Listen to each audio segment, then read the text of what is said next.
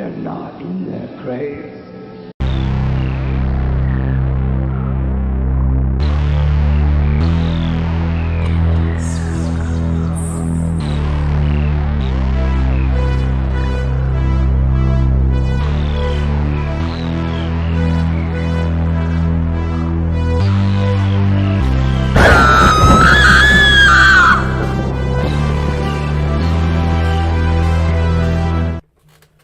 Hey, what's up, ghouls and gals? It's me, Ryan.T here, and welcome to another bone-chilling, hair-raising episode of Saturday Night Horror Theater. Yeah, that's right, ghouls and gals. We're back with another episode of Saturday Night Horror Theater, and in tonight's episode, we're going to be talking about Scream 6.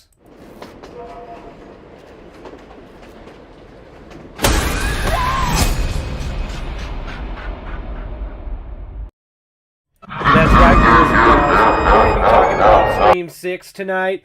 And before we get into all that, how have you ghouls and gals been? How have you all been? I've been pretty good. I mean, this week has been long as fuck, and I was just so glad for it to fucking end, and I was so glad to like sit down in a theater with my fucking cherry coke, with my fucking buttered popcorn, with my fucking Gleezy, aka a hot dog for my for my older people in the comments. But yeah, man, Scream 6, man. We'll get into that a little bit later. But yeah, ghouls and gals, let me know how y'all been doing in the comments below and all that good stuff. But yeah, Jesus Christ. March has been a fucking mad fucking month for movies. Like, just an insane amount of movies have come out this month. And it's just interesting to see, like, so many movies come out that movies that should have their day in the sun are getting like super eclipsed by other big movies. Like, they just cannot compete with like all these movies that are coming out. Prime example, case in point, Shazam 2, Fury of the Gods. That movie is like dying right now. That movie is like legitimately dying at the box office. Like, I know it's only been out for a couple of days, for like 3 days, Thursday, Friday, Saturday. Today's the third day. But yeah, according to what I've heard, that movie is not doing good, which isn't an indicator of how good that film is. It's just not doing good. And that's maybe in thanks to Scream 6, man. I mean, Scream 6, I mean, even though this movie's been out for like a week or 2 weeks at this point, it was still fucking packed solid. That bitch was packed. There was like pretty much a sold out crowd, and I wanted to get a later showing, and all the other showings were legitimately fucking sold out. So that's a testament to how much people like Scream and how much people like to see like attractive 20-something-year-old people get stabbed to death. And there's plenty of that in this Scream movie. I mean, that's pretty much I'm gonna just go out and flat out say this. That's pretty much the best part of this film is the stabbing and the killings and like the brutal like deaths and all that stuff. That's legitimately the best part of this film, because everything else in this film is it's fucking rough, ghouls and gals. I'm not gonna lie to you. The everything from like the acting, from like the dialogue, from like just like the general like direction of this film, everything is pretty fucking rough, man. I mean, that's not to say that Scream 6 is terrible by any stretch of the imagination. I mean, Scream 6 isn't like terrible, but it isn't very fucking like good, especially coming off the heels of fucking Scream 5, or just Scream, or 5 Cream if you're nasty. Coming off the heels of that movie, this movie just has severe like sequelitis, or I guess I should say requelitis, because Jesus Christ, man. I mean, I don't know if they have the same writers from the first one or what, or if they missed a step in this one or something, because yeah, the quality from movie to movie is just like night and fucking day. Like, the milk went a little rotten there somewhere in the pasteurization process or some shit like that, because Scream 6 is a little rough around the edges. They could have kind of toned down the campiness factor a little bit in this film. And I know that's a big thing in like the Scream movies in general, like a camp factor, and it being kind of like meta, and it kind of being like, you know, campy, campy and meta. That's what the Scream films are. But in Scream 6, it kind of goes out of their way to like cram it down your fucking throat, so much to the point to where like they confuse self-awareness with like cleverness, and self-awareness with like being like, so fucking avant-garde and shit like that. I'm gonna tell you something, ghouls and gals.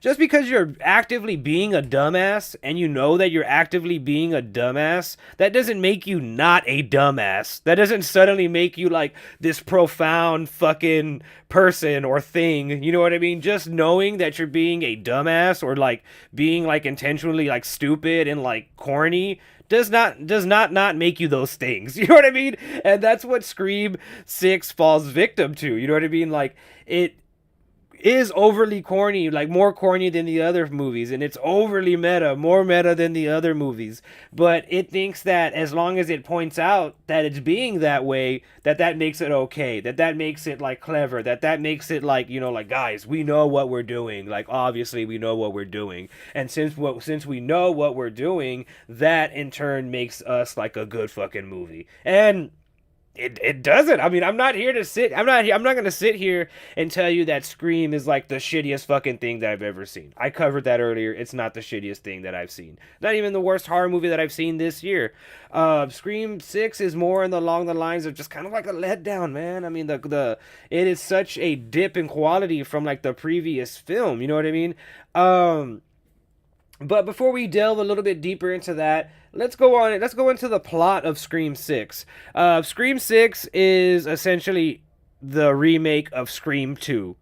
And which is weird because they do a, like, I don't want to say like a scene for scene remake, but like plot wise, the beats are exactly the fucking same. I mean, we've given you a lot of time, right? We're the Ryan.T show here. We've given you a lot of time to watch the Scream film. So I'm just going to go ahead out and flat out say it. They copy the exact fucking trope from the second Scream film, where they bring in like the parent of like the previous killer in the previous film, and the parent like wants vengeance or whatever, just like how Billy Loomis's mom wanted vengeance for Billy Loomis's death. Like, she was actively trying to kill Sidney in the second film, which coincidentally in the second film, our heroes, our core four, as the movie likes to point out, move on to college, exactly like Scream 2.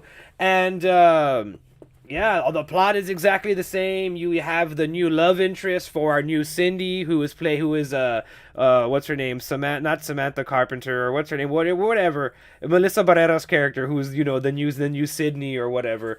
She has a new romantic interest who they think is the killer, but he's not the killer. He ends up just being kind of like a victim of Ghostface.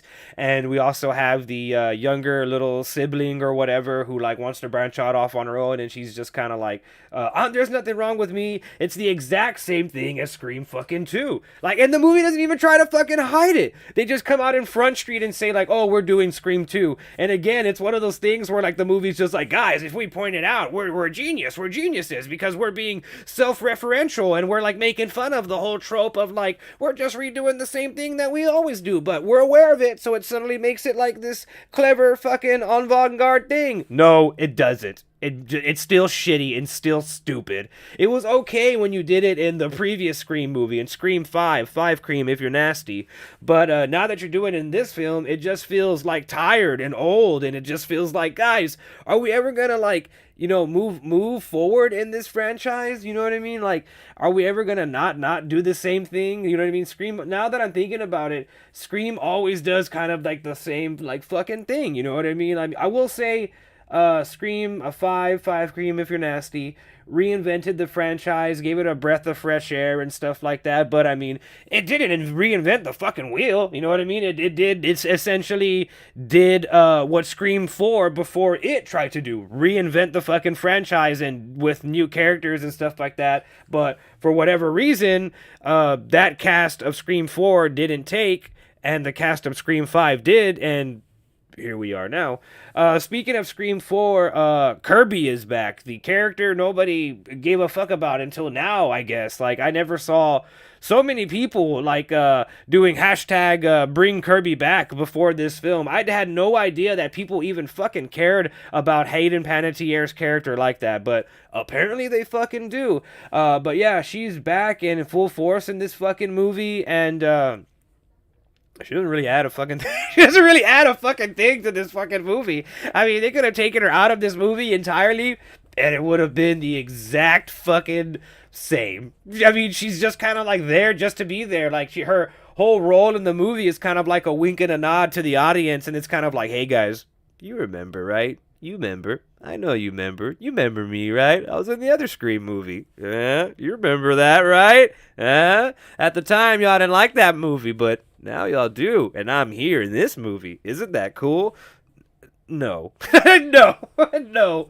I mean, again, I'm not like shitting on the movie. It's just kind of like, you don't get a pass for just because you know what I mean, just because you're calling out what you're doing. You know what I mean? It's still cheap and lame. You know what I mean? And it's cheap and lame for them to just like basically rip off their own fucking movie. You know what I mean? It's just cheap and lame for them to be doing that. Like, I don't like that. I think it's whack. And I just think it's something that, you know, there's so many other directions that they could have went.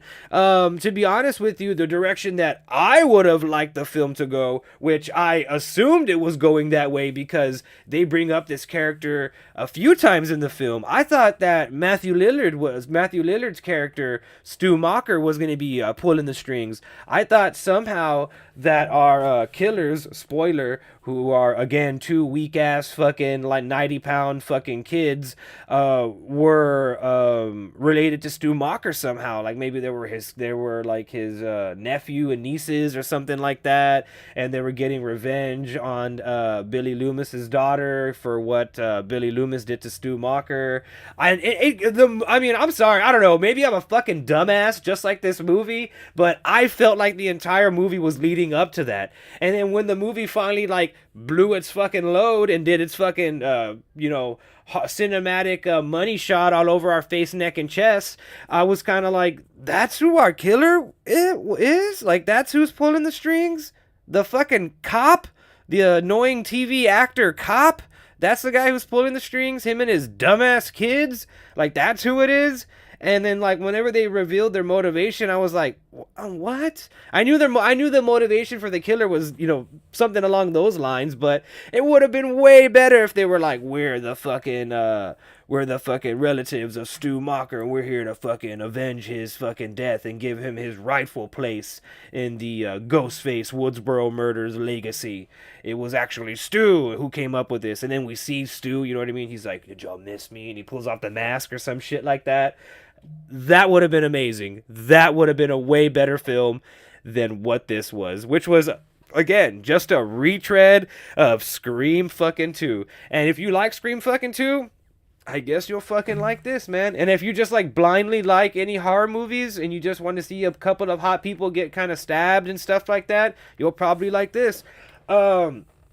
Speaking of getting stabbed, I now have a lot of confidence in which that I could survive a knife attack or any sort of like blunt force trauma, because the fucking kids in fucking Scream, those motherfuckers were getting butchered up like a Sunday fucking ham, and they were still like running around as like blood was pouring out of their fucking bodies. At one point, the Ghostface like literally gutted this one fucking chick, and she had enough energy and blood left in her body to still somehow crawl across a fucking ladder that was leading into another fucking building, and she's still bleeding but somehow has this immaculate amount of fucking stamina. Sure, you could say it's adrenaline and or whatever, but I know if I got fucking fucked in my stomach by a knife, I would not have that amount of fucking stamina and that amount of fucking endurance to run away from a Mr. Ghostface. I think I would be fucking warm food at that fucking point.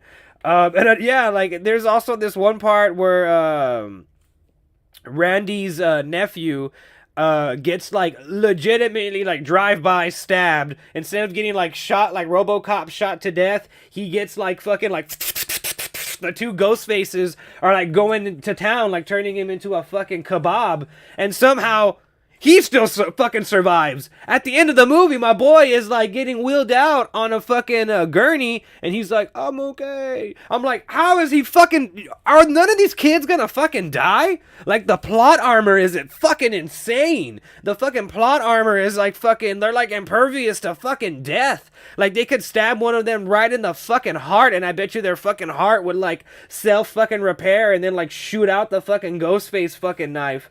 Like, and they'd come back stronger than fucking ever.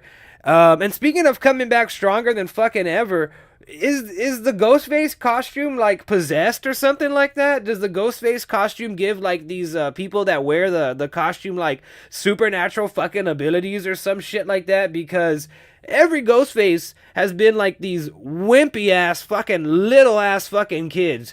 Scream 5 was fucking that little ass fucking dude from The Boys and the tiny ass 90-pound fucking girl. Before that, it was like two other like film fucking nerds or whatever. Emma Roberts and fucking Macaulay Culkin's brother. And the killers in this movie are a brother and sister team, and they're both like fucking 5'2", and they weigh like fucking 80 pounds. But here they are, like fucking throwing people around, breaking through fucking walls and shit like that. And like at one point, one of these killers fights like this guy that's like 200 pounds of like pure fucking muscle, and they're throwing this guy around like if he weighs fucking 10 pounds. I'm like, what the fuck? I'm like, I get that these movies are like movies or whatever, but this isn't a fucking Jason movie or a Michael Myers movie in where your fucking killer has like these supernatural fucking powers. Last time I checked, these fucking kids were still fucking kids. So it's just kind of laughable to me, like, that they're able to like pull this fucking shit off. Like, we never see like a training montage for none of the Ghostface killers. Like, as far as we know, they just literally got a Halloween costume and a knife, a sharp knife from their fucking house, and then like started killing people. So like, I'm sorry I have to be that guy, but it's fucking implausible to me and unbelievable to me that these little fucking kids that have no muscle mass or no muscles at all, that look like you could snap them in half like a fucking breadstick, are able to fucking like brutally attack and beat up these people that are like fucking twice their fucking size and shit like that. It's like one of those things where like where they show like a movie and where like there's this little guy or girl and he's like a kung fu master or something, and he can somehow beat up somebody that's like 7'2" and 500 pounds. Like, no. Like, I just don't get it. Like, I don't get it. They just need to establish that the spirit of all the killers goes into like the costume or some shit like that, so that way that's why they're so strong when they wear the Ghostface costume or whatever. Because as it stands now, that's fucking crazy that some of these kids are able to do some of the shit that they're able to do with the Ghostface costume on. And speaking of things that are like laughable, earlier I was talking about like the dialogue in this fucking film. What the fuck were they smoking when they came up with the fucking dialogue for this fucking movie? This movie has like some CW level dialogue. There was times when I looked over to my fiance when we were watching this in the movie theater, and I was like, this is really bad, right? Like, this is like, am I being like an asshole? Like, am I being a dick?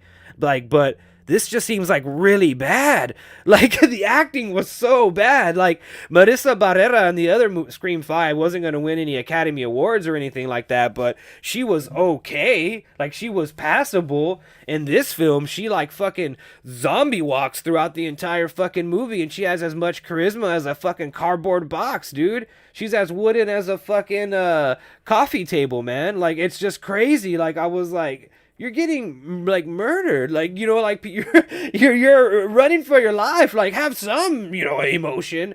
Jenna Ortega, on the other hand, amazing in this movie. Just let her be the main person in this movie. Let Marissa Barrera get killed. Let Jennifer Ortega take over another franchise and call it a fucking day. I mean, she's great in this fucking movie. I mean, I love her in this fucking movie. I feel like everybody but Jenna Ortega in this movie is like bad. Like, she's the only like kind of good person in this movie. Everybody else is either like super annoying, or they're like super corny, or the dialogue that they give them is just so fucking bad. Especially the Randy's niece in this movie. Like, her character is just like so annoying and so grating. Like, girl, I get it. You're Randy's niece. You like horror movies. You know about fucking movies. But can you give it a fucking rest for a fucking second and just talk like a normal fucking person? That's one thing I don't like about like horror movies, that every time like a character has like, for example, they chew gum or something, like that's their whole entire personality. Like they're now the gum character. All they're ever gonna do is like chew gum, talk about gum, make gum related puns, be gummy, be sticky. You know what I mean? Like shit like that. But yeah, man. Those are the things that really brought this movie down for me. It's the bad acting, the bad. You know what I mean? I want to say the acting only suffers from the writing. Like the writing is so corny in this film that it makes the acting seem bad. Maybe the acting would be a lot better if they had better dialogue. They can only work with what they're given. You know what I mean? They're not gonna fucking rewrite the entire fucking script. You know what I mean? But yeah, the fucking plot is just a retread, and that turned me off. The acting is CW level, that turned me off. But again, the kills in this movie are amazing. They're brutal, they're fucking hardcore. This Ghostface is so like just like brutal. I mean, this Ghostface is the most brutal out of all the Ghostfaces. He like likes to stab in the face a lot. He does a lot of stabbing in the nose and the fucking eye and shit like that. And yeah, he's hardcore, man. I like that they kind of built up this Ghostface to be more hardcore. I just wish the reveal was a little bit better, and I wish the person that was behind the Ghostface costume was as hardcore as the way he was portrayed and, you know, made out to be. Another thing that I did like about this film was that they were dealing with like a copycat killer of the copycat killer Ghostface. You know what I mean? Because they're all copycat killers. You know what I mean? The only original Ghostface is fucking Billy Loomis and Stu Marker, and everybody else is just a copycat of them. But there's these other kids going around like pretending to be Ghostface, and they're like, you know, they're like the cliche like film incel film nerds, nerdy guys who can't get laid, and they're just going around like killing people and shit like that. And they want to kill Jenna Ortega and Melissa Barrera, who play sisters in the film.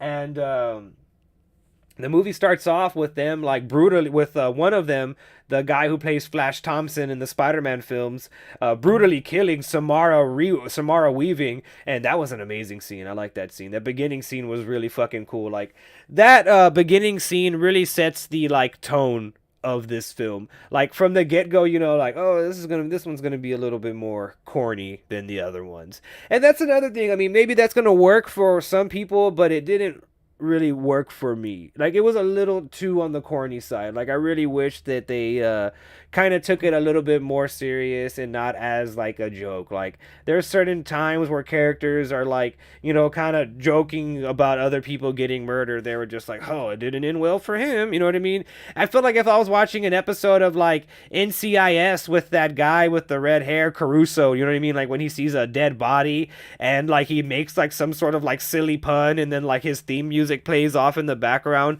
Yeah, that's what it is, man. This movie gave me hardcore fucking like TV vibes, like TV movie vibes. Like this is like Scream the TV movie or some shit like that. That's about the quality that it has. It's like a TV movie. It's very TV movie-ish now that I'm thinking about it. But yeah, ghouls and gals, Scream 6, it's not terrible, it's not bad, but it's definitely not what I expected and not what I wanted it to be. I can only speak about this film, and any film in general on a personal level. You know what I mean? Like, I can only speak for myself. I can't speak for the masses. But, yeah, Scream 6 was kind of a letdown, man. It was overly corny. The dialogue was just bad. The retread of the second Scream movie, and then just trying to repackage it, and then, like, knowing what and then the film, like, knowingly, like, you know, being kind of cheap and kind of just being like, yeah, we know what we're doing, but we're doing it different, right? Like, it's better. It's cool that we're meta, right? It's cool that we're like self-aware and shit like that, right, guys? Don't y'all like that? Like, yeah, sometimes, but not to this fucking extent. Like, you're basically giving us the same fucking movie and being like, hey, yeah, do you like this new movie? Like, at least fucking Scream 5 was more or less fucking original. You know what I mean? Even if it also was just kind of like a reskin of like the first Scream movie or whatever. But yeah, man, this one it's too much of a reskin or a repackage and a requel. It's too much of a requel. You know what I mean? But one thing I will say that I liked what Scream did, what Scream 6 did, the way in which it handled Nev Campbell's absence from the film. They gave her a happy ending, which isn't the first time that they gave her a happy ending. But yeah, they just basically dialogued her away by saying like, oh, you know, Cindy sends her love and stuff like that, but she needs her a happy ending, like we're leaving her out of this, which, okay, that's fine. You know what I mean? That's fine. They leave the door open. They don't say that she's dead or got killed by Ghostface off camera. She's still there because for all intents and purposes, Nev Campbell, Sidney Prescott is like Jamie Lee Curtis to Michael Myers. You know what I mean? She's the definitive heroine of this film series. And I wouldn't be surprised if somewhere along the line, Scream 7, because with that we're inevitably going to get that they work something out with Miss Cindy Prescott, and we see her come back for one final stab. Speaking of that, man, they needed to kill Gale Weathers off. They need to kill off these legacy characters. This film, Scream 6, went out of its way to be like, oh, legacy characters aren't safe. Except they were safe. You know what I mean? The one legacy character that they had in the movie, Gale Weathers, doesn't even die, even though she gets like stabbed to fucking death, like hardcore. She doesn't die. You know what I mean? So it's like, yeah, yeah, and that's all. That's a cop out to me, man. You know what I mean? They killed Dewey. Why not kill Gale Weathers? And why not actually kill Sydney? You know what I mean? Have a Ghostface that is that hardcore, that is able to like achieve that he's like, I killed off all of the past, and now it's gonna begin with me. You know what I mean? I feel like this franchise needs to head more back into the serious direction of things. You know what I mean? Not that it was always super serious, but the first Scream movie did have a hint of seriousness to it. You know what I mean? Along with hardcore meta and social, not social, but like commentaries on the current state of like media and what kids were into and shit like that. But yeah, ghouls and gals, all in all, I did enjoy Scream 6 for what it was. You know what I mean? I know I kind of sat here for 30 minutes and just kind of like took a big old massive shit all over Ghostface and his latest film. But I mean, I did enjoy the kills. I did enjoy like its nods to the legacy of Scream, and it does do some stuff that's inventive. Like I do like that the Ghostface killer in this one is like dropping the old masks from the previous Ghostface killers and stuff like that.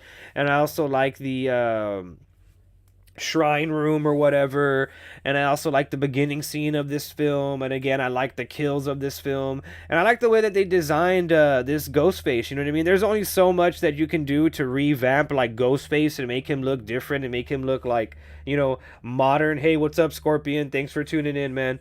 To make him look modern and stuff like that, and I dig the kind of tattered like Ghostface look, like his costume's kind of ripped up and torn up and shit like that, and he has the kind of cracked and like faded and withered and worn Ghostface mask. So like I did like those things. There is some good positive things in this film, but the negatives outweigh the positives. I mean, I can't get past the corny dialogue, the corny acting, and just the predictability of the film. Like now that I'm looking back, like of course the fucking cop dad was the fucking killer. You know what I mean? Of fucking course. Like why did I think that this movie would be inventive enough to be just like, hey, here's Matthew Lillard? You know what I mean? Like, I don't know. Maybe I expected something a little bit more out of Scream, but I don't know. Maybe I'm a fucking dumbass just like this movie. But yeah, there you have it, ghouls and gals. Scream 6. I'm going to go ahead and give this a